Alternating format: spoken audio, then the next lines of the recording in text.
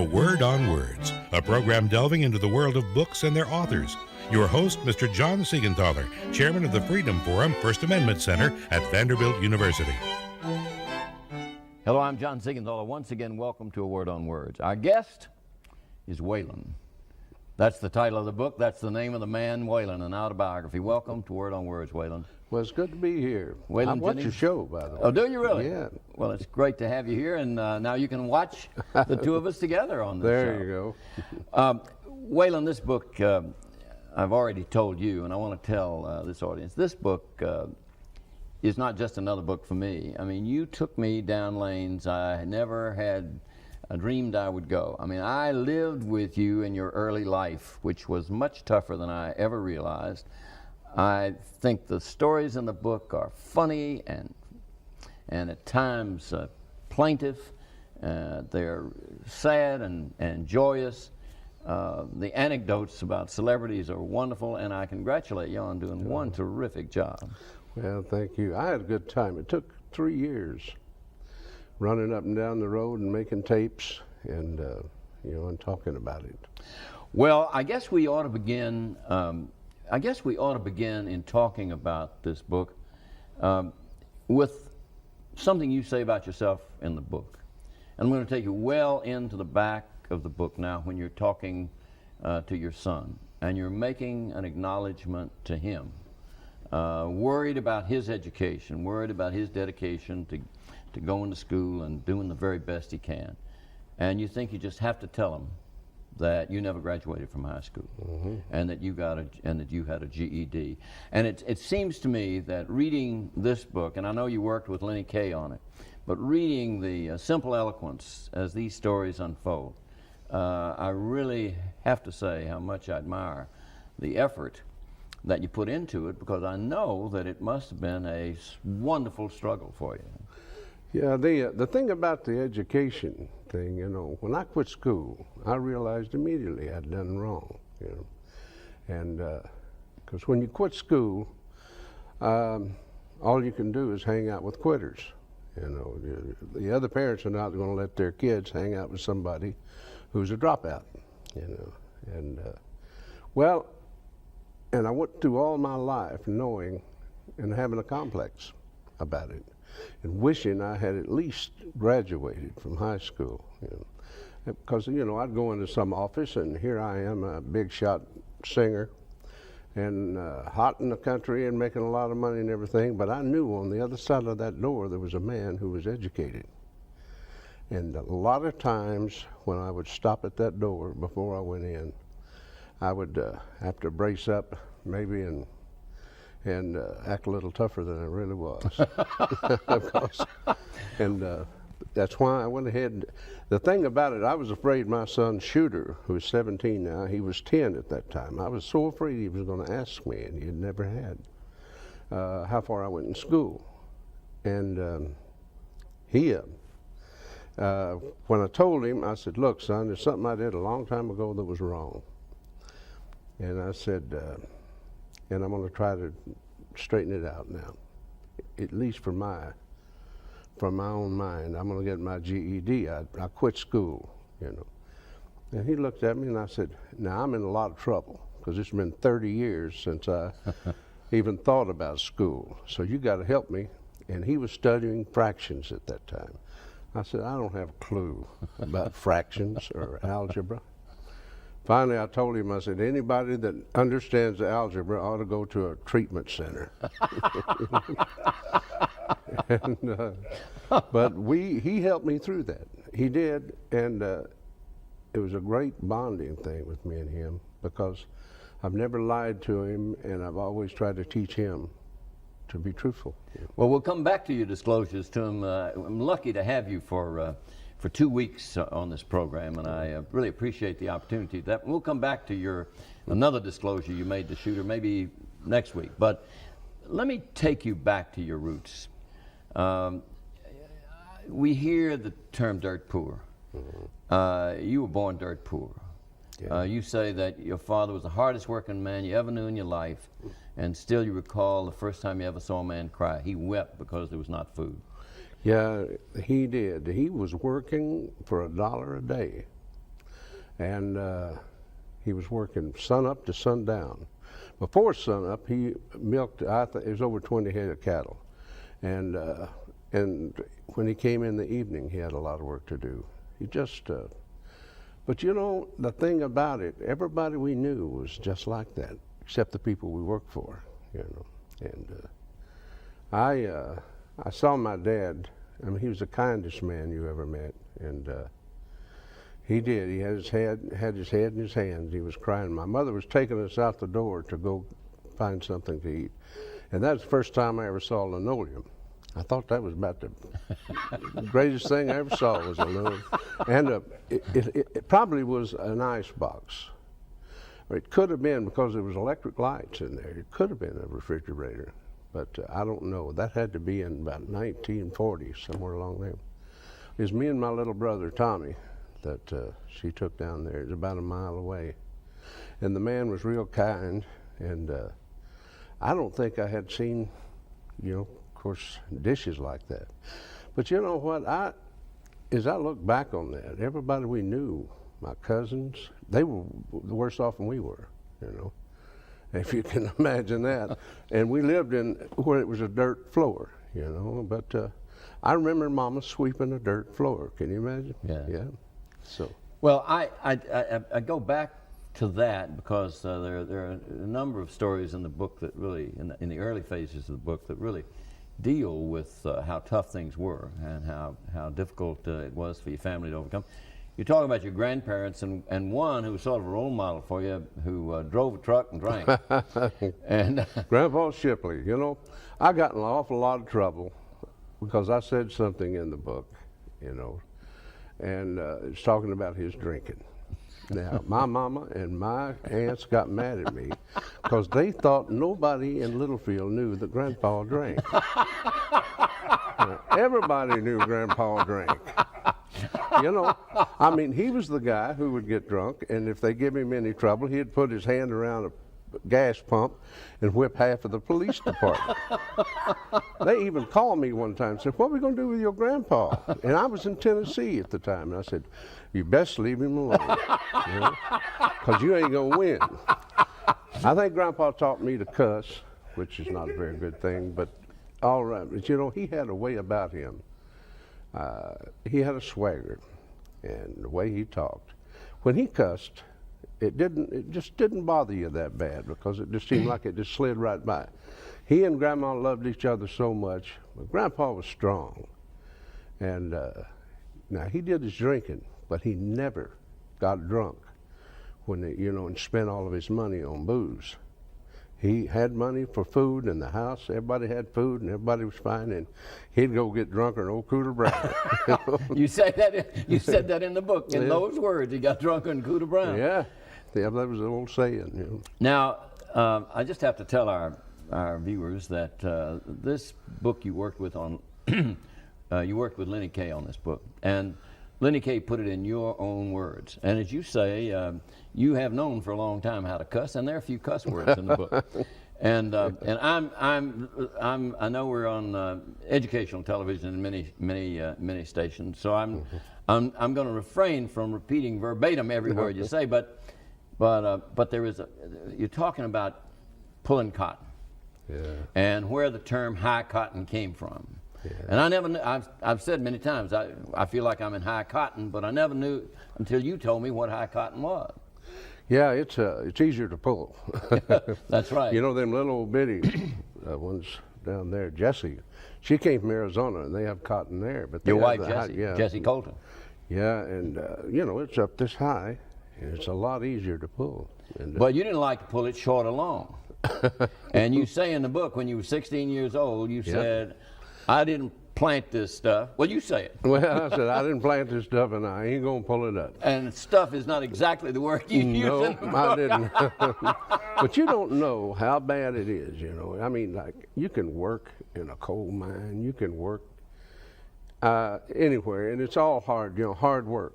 But to me, that may be harder than any of it, because you're sitting there, it's free, and you could take off running, and nobody could stop you and all this stuff, but you can't. And there's so many things that I remember from being in that cotton patch.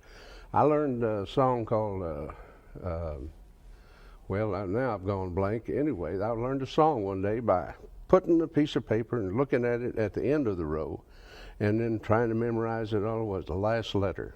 The last letter. Tommy Hill's song. Yes. And then the thing that was bad is that freight train. Yeah. That freight train sounded like death. I don't know why, but in the distance, and you knew that it was going somewhere and you wasn't on it. I left about a half a sack of cotton, which was a 12-foot sack, and I said, that's when I said that, and that sack may still be there. But if they're waiting on me to come back and get it, I ain't burned many bridges in my life, but that's the one I did. Well, let me just take you from that to your role in music. Of course, your father had a guitar. Most of the people in your family had guitars, and as you said, no television, not much radio, and what people did for entertainment was go to one another's house and sing. Mm-hmm. And you loved the idea that your father played the harmonica and could pick. Yeah. And so you picked it up naturally when you were young. Yeah, they would show me a chord, and Mama and him both. I remember Mama taught me a song, and I don't know how big I was, 8 or 9 years old, 7 or 8, somewhere along there. Said, we got a cow, he had a holler horn, fed that cow on green popcorn. And that was my first learning how to play is 2 chords, But my dad, he had, it was a blues thing. And the other guy only guy I ever saw that played like that was Carter, June Carter's uncle.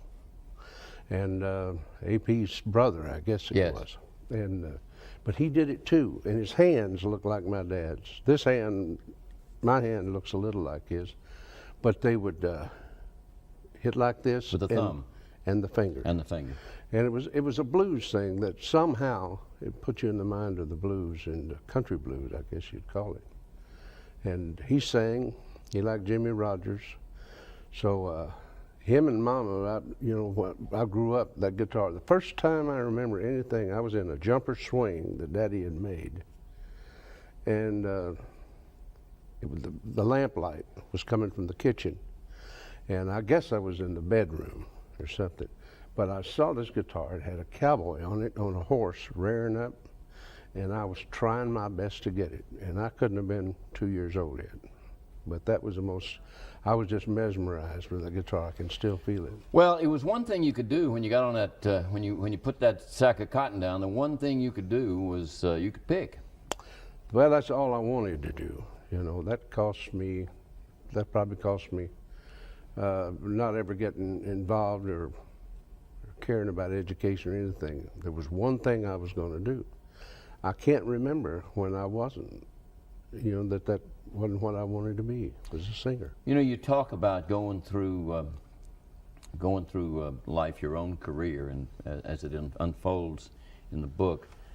It seems to me that there is one thing that comes across. From very early on, you knew what you wanted to do. You knew what your career was going to be. You didn't know how it was going to turn out. Didn't have any way to know whether you'd be successful. God knows there was no way to suspect that you'd reach the very top of the charts and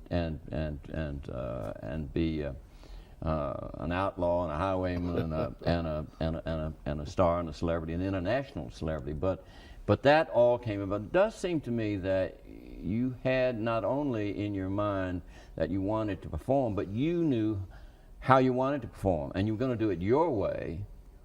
And that has sort of characterized many of the conflicts you've had later on as your career progressed. That single-minded purpose. I know how I want to do it, and I don't need anybody else telling me what my talent is or how it ought to work. Where'd that come from? I think that's fair, is it not? Yes, it is, and that might have come from Grandpa Shipley too. Now, he, like everything he did was against the grain, and I more or less did that too. But since the day I can remember, only that, I never liked to be told what to do. I just didn't like to be told what to do. And I didn't like for people to do things wrong, to me. But as far as the drive I had for that, it was just something that was born in me, and it's still there. They called it outlaw. They called it all kinds of things, and all it was like I tried to do right by people, and I was taught that. My dad was very, very strong, but he was a very gentle person. And there's one place in the book where I talk about where he backed this boxer down, That's right.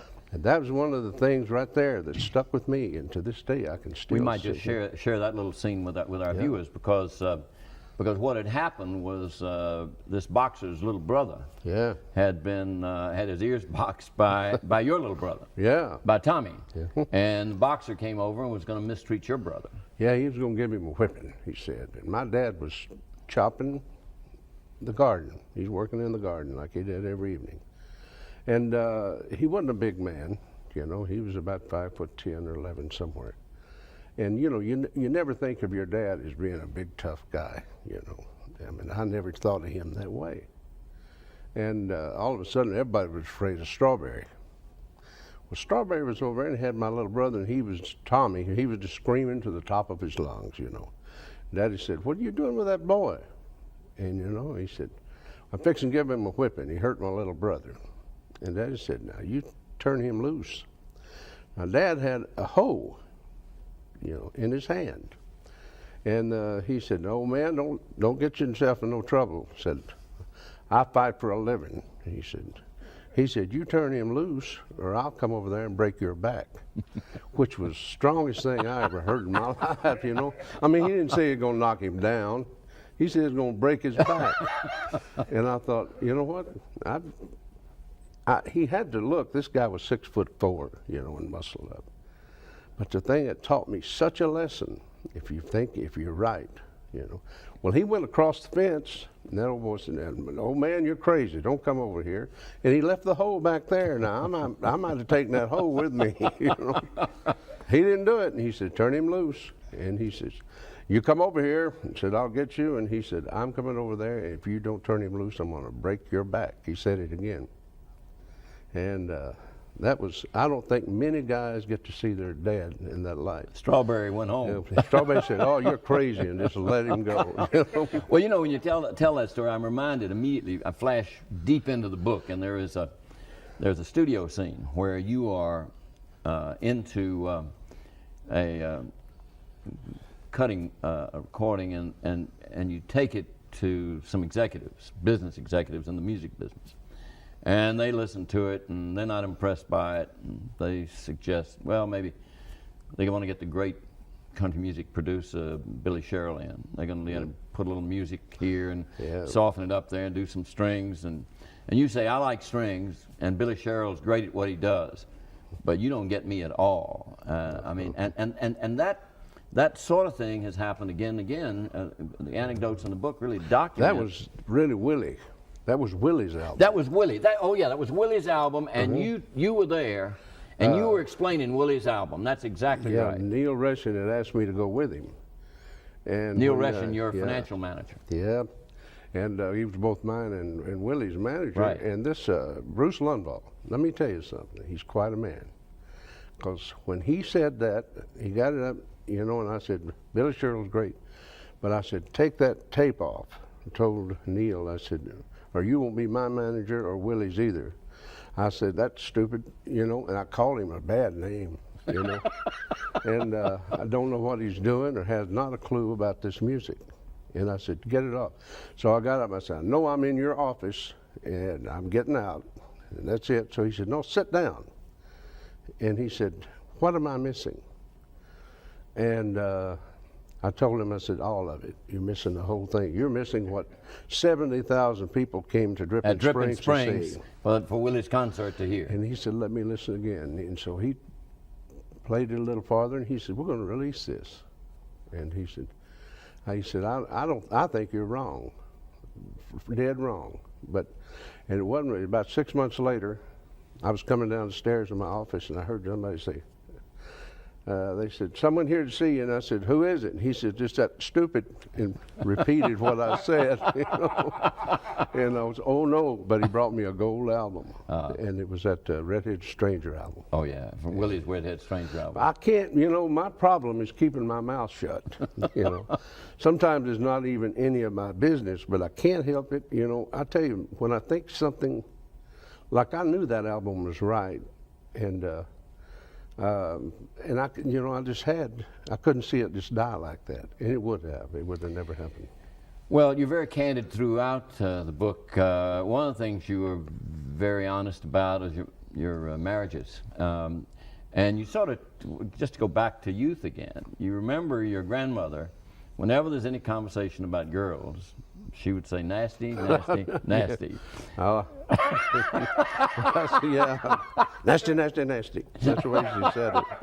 I still got a complex. Well, the theme runs through the books. You come back to it 2 or 3 times. But the marriages were very difficult, I take it. Yeah. It was, we were too young. My first wife, you know what? I wrote a song just recently, and it's on a new album. It's called Right for the Times. And it's actually about my 3 ex-wives. Now, everybody thinks it's about one woman, which tells you that I was making the same mistake every time, it was like, but it's hard to remember even why we got married, Yeah, well, you and in those Maxine. times. Yeah, me and Maxine, and we never got along. We did things to really aggravate each other. I don't think we had intentions to hurt one another. I don't think we were that far along in the things, but just to make each other mad. And we did that very well. And having the kids, they say, you know what's causing that? I don't really think we did. Right. Because, it's just one after the other. Excuse me.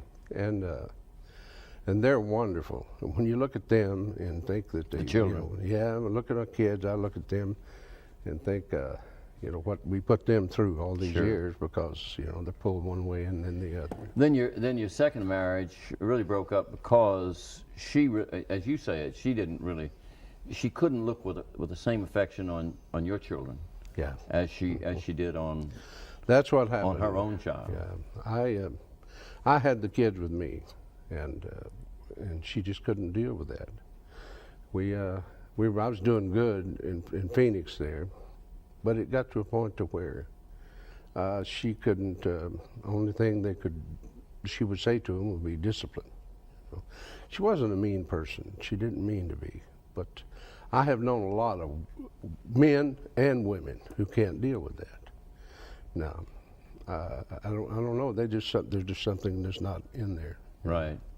And then the third wife, Barbara, was the daughter of a millionaire. Mm-hmm.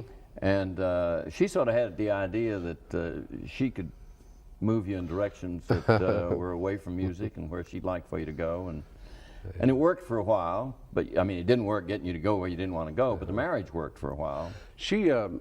Barbara's a dear heart, and we're still friends, but she had no clue what I was about. The music business, she saw things going on that she knew wasn't right, even though she didn't even know anything about the music business, But the thing is, the bigger I got, it seemed like she felt it was farther away from her, And her dad even came and wanted to buy me out of my deal. Yeah. And he said, I've invested in blue sky before. That's right. That line's in the book. That's right. That was his mistake. I didn't consider myself blue sky. But the best way I've ever tried to describe Barbara, and the thing with me and her is that sometimes, we loved each other, but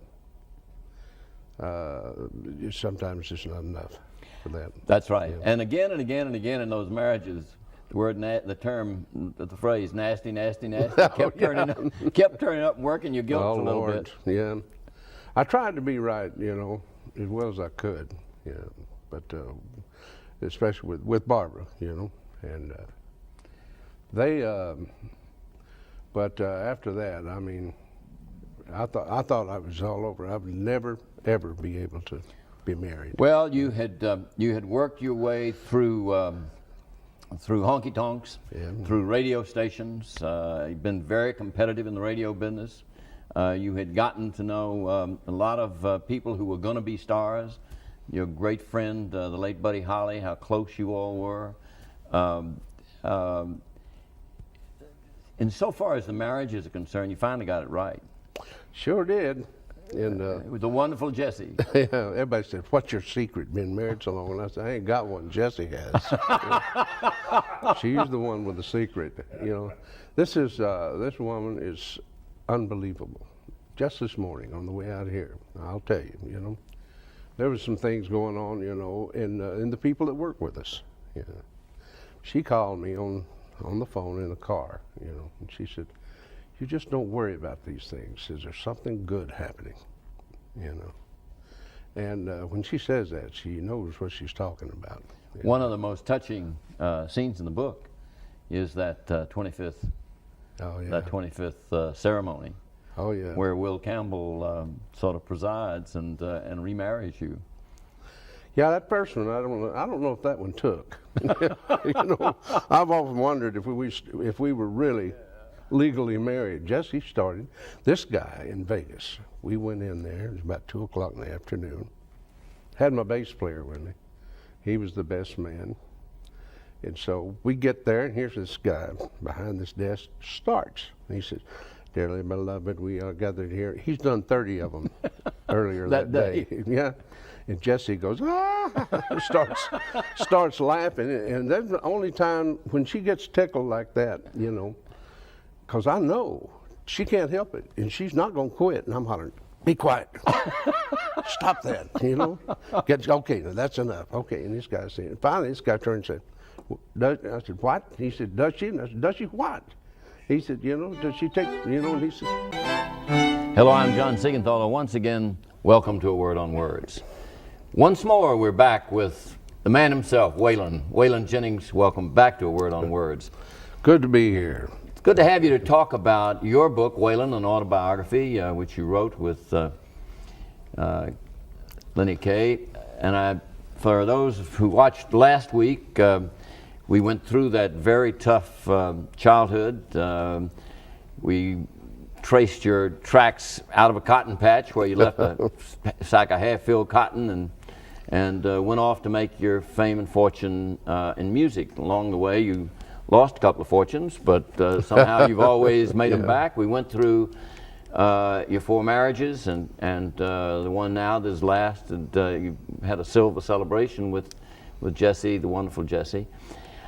I said last week that one of the most fascinating aspects of this book, besides the tragedy and triumphs of Waylon Jennings, told in his own words, and aside from the photographs, the family album collection of photographs that tell your past with your relatives and your friends and your contemporaries in country music. Beyond that are the funny stories. And I thought, just for our audience, we might just recite a few of those, give them a little taste of the zest that this book is about. Now, we talked about your grandmother saying nasty, nasty, nasty when you talked about girls. And you found that at times on the stage, you'd make eye contact with some woman in the audience, and it was very clear what she had on her mind. There was this one that's in there about, this is my claim to fame. For years I said that. This old boy and this girl, everybody, Wynn Stewart, Buck Owens, they were coming backstage and said, "Wait till you get out there." Said, "There's a girl right in the front row, about 4 seats back." And said, "She is beautiful." And sure enough, when I got out there, I saw it. And I had just gotten a divorce. And there I was. You know, and I was looking at her and had this old boy sitting there right beside her. So I come off the stage and I said, the guy, the promoter, and I said, "Hey, if you want me to play for nothing, you go get that girl." I mean, she was that good looking. You know? Anyway, and well, it seemed at the time anyway. Sounded like a wonderful trade to me. About that time, around the corner she came, and she says, and she come over there, and right behind her was that old boy. And so she said, I want to talk to you. And he said, but he won't let me. He keeps following me around. And I said, well, who are you? And he said, I'm her husband. And I said, oh, really? And I said, I think that's legal. She came around. Anyway, I said, just wait a minute. And my mind's going 900 miles an hour. So I said to him, I said, you got a real problem with her, hadn't you? And he said, yeah. And I said, you know what? I just left one myself. She was a blonde. And I took her home, and you know what? I said, as long as you chase her, she's just gonna be doing all these things all the time. She won't care a thing about you. But when you drop her, they can't take that. He said, what do you mean? And I said, well, why don't you just tell you what you do? Just turn around here and say, I'm out of here. Well, I used a few other words.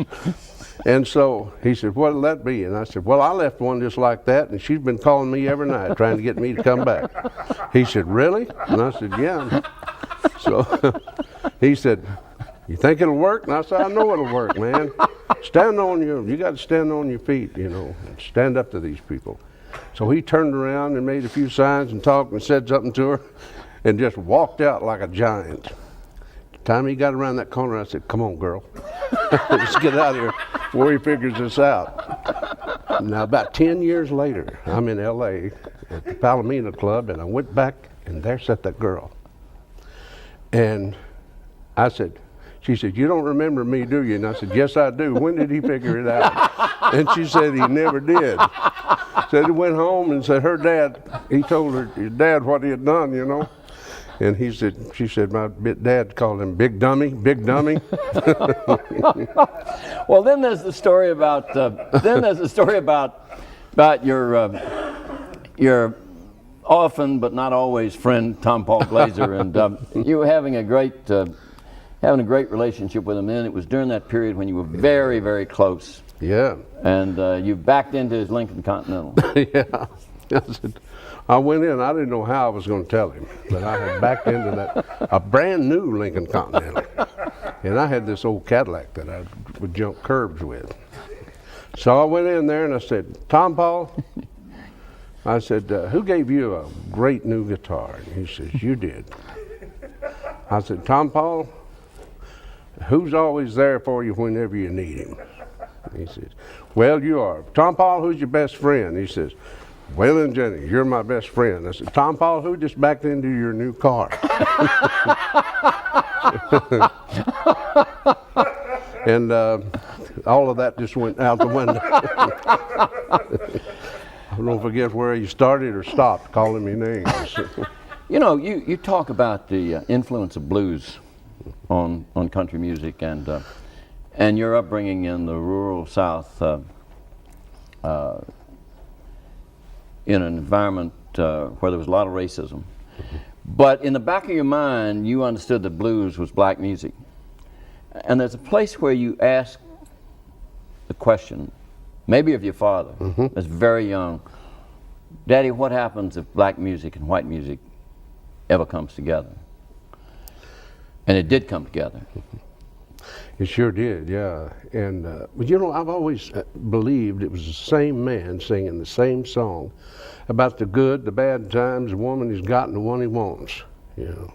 And I've always thought that it's just a beat apart, you know, because it's the sing-along choruses and everything.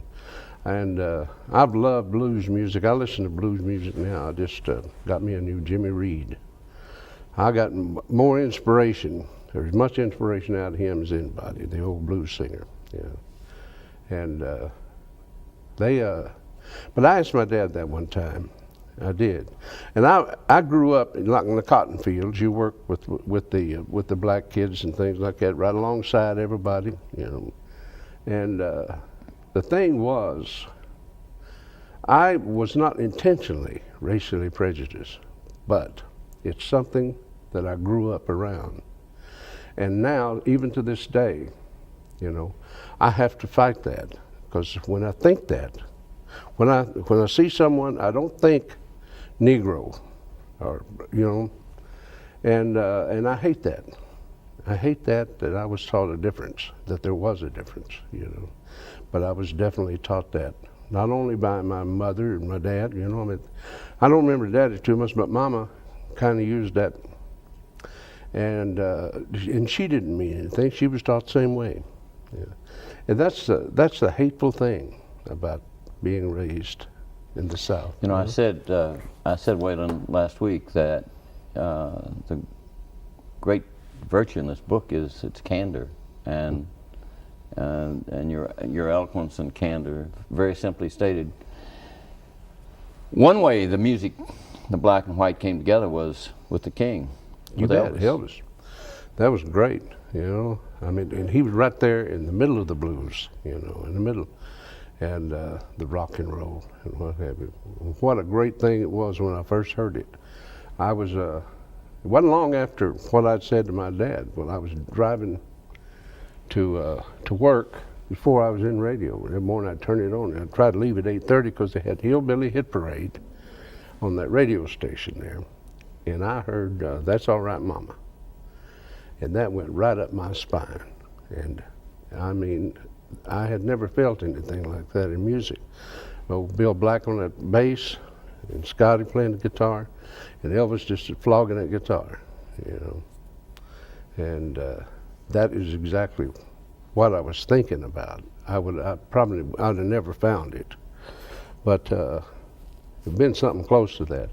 But that and then Blue Moon of Kentucky, and see, at that time, as I look back now on that music, before that came along, they didn't worry about the feel and the rhythm. You know, they could you could cut a record and it could double in tempo-wise. Nobody worried about it. They depended completely on country music. They depended on the singer and the soul of the singer to sell it. Well, why not have both? Sure. The phenomenal success you've had, in many ways, has been based on your own understanding of who you were and what you wanted to be and what you wanted your music to be. And as we said last week, there were times when you had to fight to get that done for yourself, and we recounted one instance where you fought to get it done for Willie Nelson. But it seems to me that it's true of the great stars of country music, and some of those with whom you interacted, Johnny Cash, Chris Christopherson, others, they were individualistic, and it was their own style that they insisted on.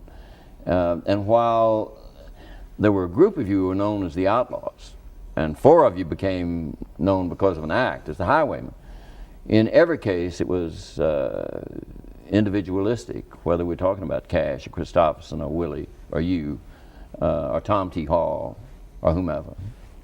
Talk a little bit about that need for the professional performer, for the entertainer, to be as he or she sees himself or herself, as opposed to the way the producers may see you. You know, I've always believed in producers, and I've worked with some good ones. Even when I got my first deal that said that I could produce my own records, I immediately got me a producer, because I believe, you know, you need everybody. So, and what I always wanted to do, I give them control until they get out of control. You know. Music,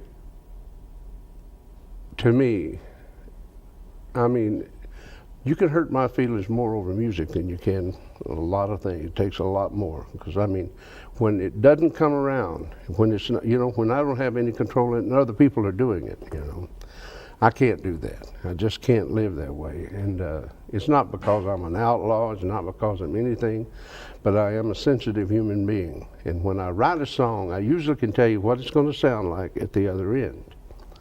Now they, you know, like when it comes to and that's the way John, that's the way Chris will get the credit one of these days. He has to. He was one of the greatest things ever happened in this town. He came in here, and everybody was writing these kind of little great songs. Right a lot here in of great Nashville. songs. Yeah, right here in Nashville.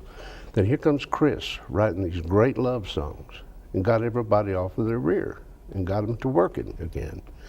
But, and I remember when I first heard some of those songs, it just threw me for a loop, but every one of them were wonderful. You know, there's one of the things you talk about in there is the way that country entertainers share in writing music. You tell about being in Lineball's Cafe maybe one night. You'd been to Tootsie's Orchid Lounge, come across Lineball's late. Tom T. Hall was in there. You were struggling with a verse and a stanza, I guess, in the song. You sat down. He helped you with it. You got up and left. You didn't see him again for 10 years. The song went on to be a hit.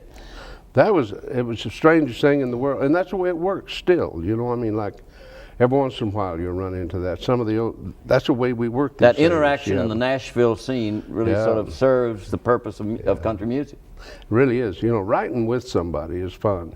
Now Roger Miller, Jesse one time says, "Why don't you write very much with other people?" And he said, "Oh, I'm kind of like a raccoon. I like to get my little thing, get over in the corner, you know." And that's the way he was. You know, what a great writer that was. Oh, sure, he was phenomenal.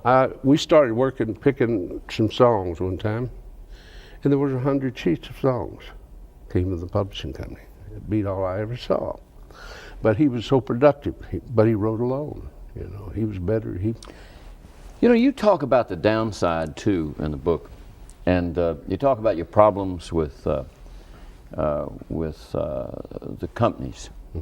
You had a great relationship with Chet Atkins, but after Chet moved out of that chief executive's role, or maybe moved into it and turned you over to others, Danny Davis and others, really didn't work very well. And then there were problems with Tree Publishing. And you write about those very, very candidly. And part of what you were talking about there was not just your own creative juices not being able to work when you were in that environment and when you were dealing with business people, but also you had the sense that you were getting ripped off. And you ultimately went through a series of lawsuits to get what you thought was your rightful share money. You also write very candidly about the fact that you went to drugs, pills mostly, but later cocaine, during that whole period. Waylon, how much of the problem in dealing with other people, how much did the drugs have to do with that? You know, there's no way that you're right on anything when you're on drugs, because I mean, I'll admit that the thing was, and it caused problems personally, like between me and Chet, and between me and some people. And then, of course, you had the ones sitting there telling you that you're really great on drugs. You know, you had all of that. But I'll tell you the thing about it, I had an uncanny ability to be right on and keep, and you mean on stage? Yeah, on stage I could perform. Or in the recording studio. And I had the constitution of 10 men. I could stay up 5 days and nights and nobody would even know it. You know, you couldn't, I just was strong. I was very strong.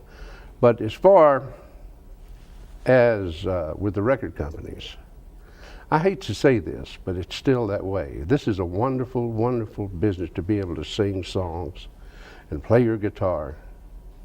But when you come to this town and they say, "We love you, we'll take care of you," they have another meaning. You know, there's a thing that they do now that's so wrong. It's it's like paying a writer only like 75% of what he has coming, holding in reserve 50%. And when you audit them, it shows that they have only paid you 50%, but then you have to sue them, and they'll settle with you and give you 50% of that. And then they want such control over the music. Somewhere in the background, you know, like with the producers nowadays, you know, they usually got publishing companies. And I really feel sorry for the people in the business now. You know, I mean, the young artists and what they're having to go through. Because well, you say that you had problems with RCA, you had problems with Tree, you had problem with your booking agent, Lucky Moeller. Neil Ration seemed to be a person, who was sort of a financial whiz from New York, who helped you and helped Willie Nelson, who was having great financial problems as you were, get it all together. And still, I wonder, I know you went through that period where you got it all together.